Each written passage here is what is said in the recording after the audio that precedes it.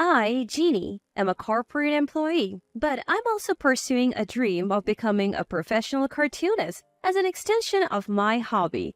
I am mocked by my parents for choosing what seems like a childish dream even at the age of 30.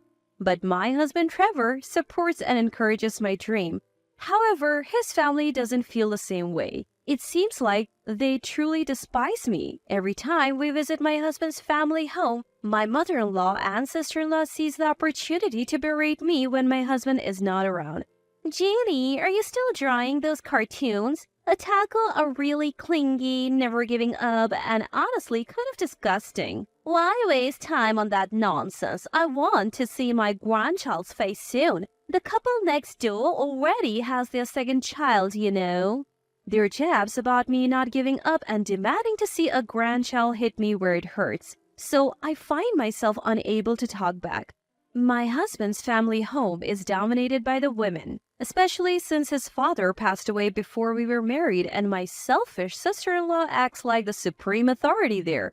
Even now, while sending my husband her brother on an errand, she takes advantage of his absence to be mean to me. She does whatever she wants. Nevertheless, as an only child myself, the existence of a sister-in-law, no matter how bratty or annoying, feels fresh to me. Even though I find her hateful most of the time, I can't ignore her presence.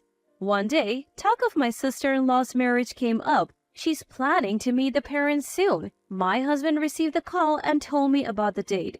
Wait, I have a meeting that day. The meeting is with the editor of a comic magazine and I am planning to head to an interview afterwards. But since I'm also invited as a family member, I'll have to try to align my schedule. I called my editor Moreau and immediately requested a change in the schedule. Jeannie, may I ask the name of the venue? Moreau is a man around my age and he's very flexible. After I told him the name of the venue, he offered an alternative plan.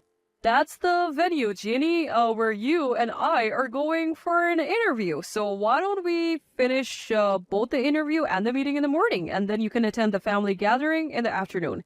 If that's the case, I would really appreciate it. But soon I would realize in a painful way that my consideration was utterly trivial and irrelevant to my mother-in-law and sister-in-law. A few days later, I was at the wedding venue. As planned, I rented the lobby for a brief meeting and then proceeded to the interviews. I toured the venue and had the opportunity to talk to the people working there. In between the interviews, I had casual conversation with Moreau, who was in charge, and found out he was also engaged. Moreau, you're getting married too? Congratulations! Oh, finally, I found the right person. So today's interviews have been quite informative for me as well. That's wonderful. I hope you have a beautiful ceremony. Later, after having lunch at a nearby restaurant, I returned to the wedding venue. I was led to meet the parents' room, but no one from the other side had arrived yet, and the only ones there were mother-in-law, sister-in-law, and me.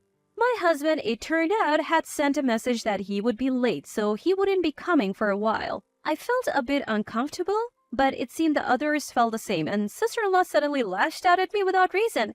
Listen, Jeannie, I've been thinking, and I don't want to introduce my sister-in-law as a disgusting manga geek. So I think my brother should be single, and we'll just pretend you're not here, okay? Mother-in-law, sensing an opportunity, joined in to try to push me out. Yes, that's a good idea. This is a fresh start for my daughter, and outsiders should not be allowed. Furthermore, mother-in-law noticed my heavy bags. She picked up my bags, which were placed on the chair, intending to shove them back at me. I had my laptop inside with photos and notes from today's interviews, and I didn't want it handled carelessly. You don't seem to be here for work, so why not draw your favorite manga in a nearby cafe? She said, and predictably mother-in-law dropped my heavy bag. But mother-in-law just watched. Sister-in-law didn't seem to care at all. Mother-in-law, that's awful. My laptop is in there. Oh, I'm sorry, but this is just perfect, isn't it? You can take it for maintenance. It's good that you have a reason to leave now. It didn't look like it was done on purpose, but they were using my failure against me, trying to conveniently push me out.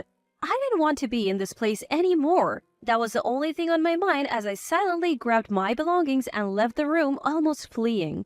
I'm frustrated that I can't retort, but more than that, the way mother-in-law and the others spoke to me is incredibly sad. I even rearranged my work schedule for today to be called an outsider. If I weren't in public, I might have burst into tears. Hey, Jeannie. Standing at the entrance of the venue, lost in thought about what to do next, a familiar voice called out to me. I looked up and Moro was there. Behind him, a man and woman whose faces vaguely resembled Moro's were standing. Probably his parents? Oh, you're still around, huh? Jeannie, you were supposed to meet the parents, right? Why did you leave the venue? Upon hearing that, I couldn't hold back and told them everything that just happened. Moro and his parents listened silently, looking troubled. After I had more or less finished my story, Moro calmly asked me, by the way, Jeannie, what is your husband's family name? Since I use my maiden name for my work as a cartoonist, not many people know my husband's last name. And I mentioned it to Moro, probably for the first time. Moro thought for a moment and then told me, Jeannie, you don't have to leave. Let's go back. I'll go with you. With those words, he almost forcefully took me back into the venue. When I returned to the room, mother-in-law and sister-in-law were astonished, and my husband, who seemed to have just arrived, was also quite surprised. But the surprise of mother-in-law and sister-in-law seemed to be directed more at Moro, who had accompanied me, than at me. What? You? Why are you with that person? I naturally didn't know since today was the first time I met him, but it seems that Moro is indeed sister-in-law's fiancé. Moro looks at sister-in-law addressing her with the same composed voice he used earlier. His voice is so calm that I can't help but wonder if he's really talking to the woman he's dating. It seems I've misunderstood you. I heard about what you were planning with Mrs. Jeannie. You were going to treat your own brother's wife like a nobody, weren't you? Well, what are you talking about? What's going on all of a sudden? As for mother-in-law, she was going to kick out her daughter-in-law as an outsider and even drop and break someone's belongings, right? You're completely different from the person I heard about from her, aren't you? It was an accident. Mother-in-law and sister-in-law are defiant and playing dumb to Moro's words. We didn't do anything, she's just pulling on an act. Oh, that's not it. She's a nuisance to our household. They even blamed me. I would never break my own work tools. Is your purpose to bother and trouble me at my most crucial time? You always do this. You make our family feel awful at the most critical moments. It's because you're a creepy manga nerd. You don't understand the happiness of normal people. You are an audible living in the world of manga. The insults were more unrestrained than usual, making me feel like coming back was a complete mistake. But Moro, after listening this far and seeing sister-in-law's unmasked demeanor, seemed to have thought something. He spoke out firmly as if to push her away. Just because you work with manga doesn't mean that's possible. Those documents were for Jeannie's debut series. Something as important to her as her own life. She would never treat them carelessly. Moro, facing the cowed sister-in-law, spoke without hesitation. I only told you that I work for a publisher, but to be precise, I am a manga editor. What? So I can't marry someone who doesn't cherish the things related to manga. I'm afraid I must call off this wedding. What? How can you say that all of a sudden? All of us, not just sister-in-law, were utterly shocked by this. I too thought this was too much and tried to stop Moro. Moro, breaking off an engagement so suddenly is going too far. But Moro seemed unwilling to change his decision. He looked at me and explained, Marriage was something I longed for. I liked her too, but I love my work. And I love manga. I just can't be with someone who finds manga and those who love manga disgusting.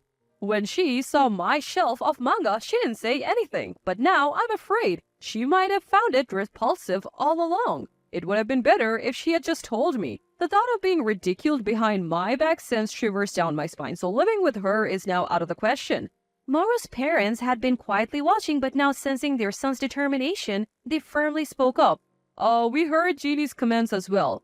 If she's not lying, it's unacceptable treatment for a future family member, and it seems she's not lying. We cannot accept you into our family. We must decline the marriage.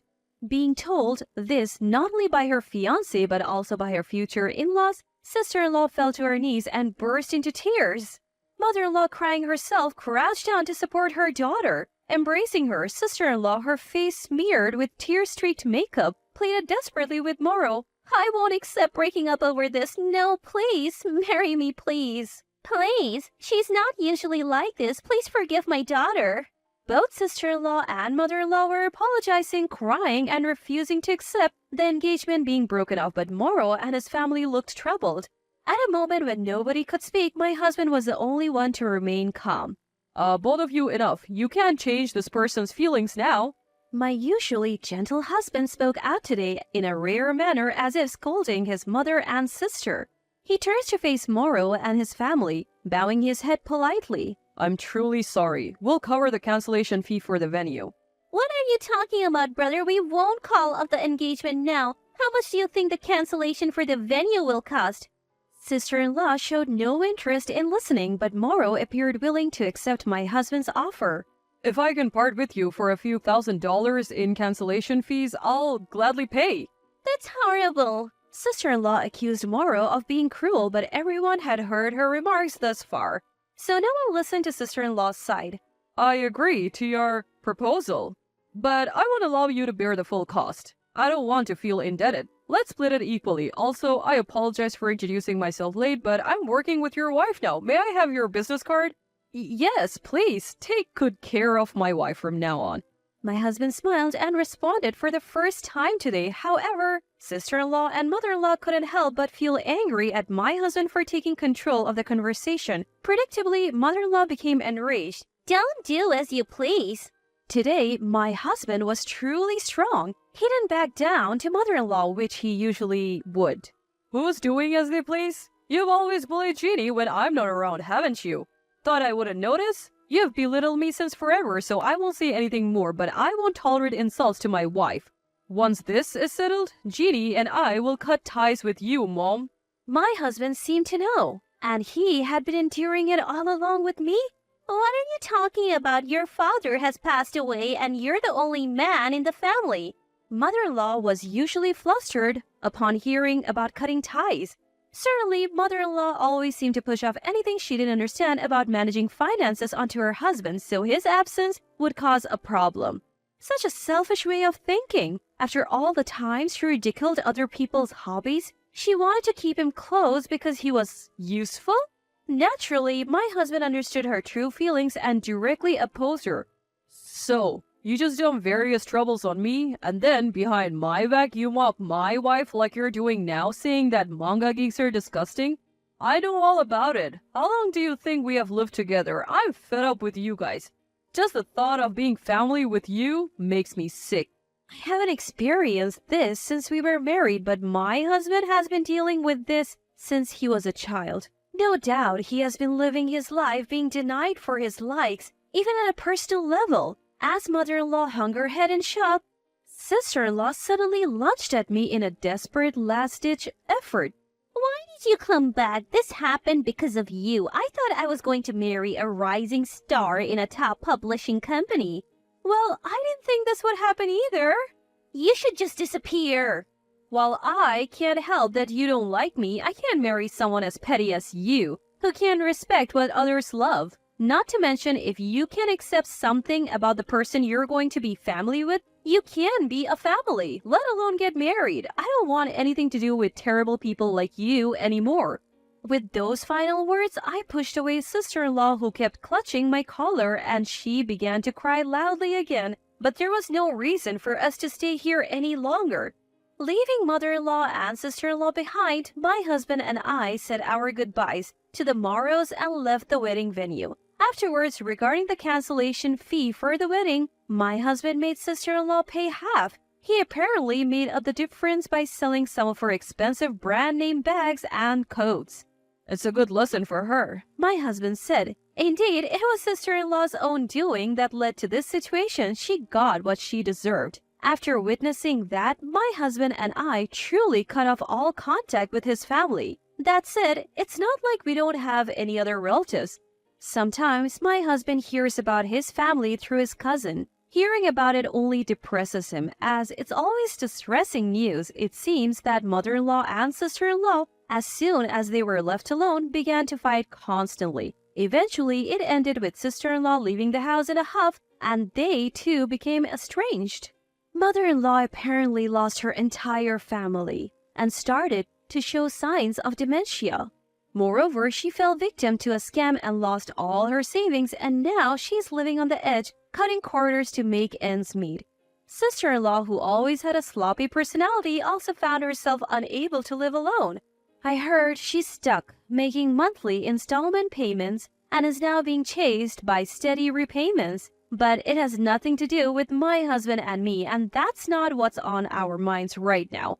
I won an award for my comic and my debut has been decided.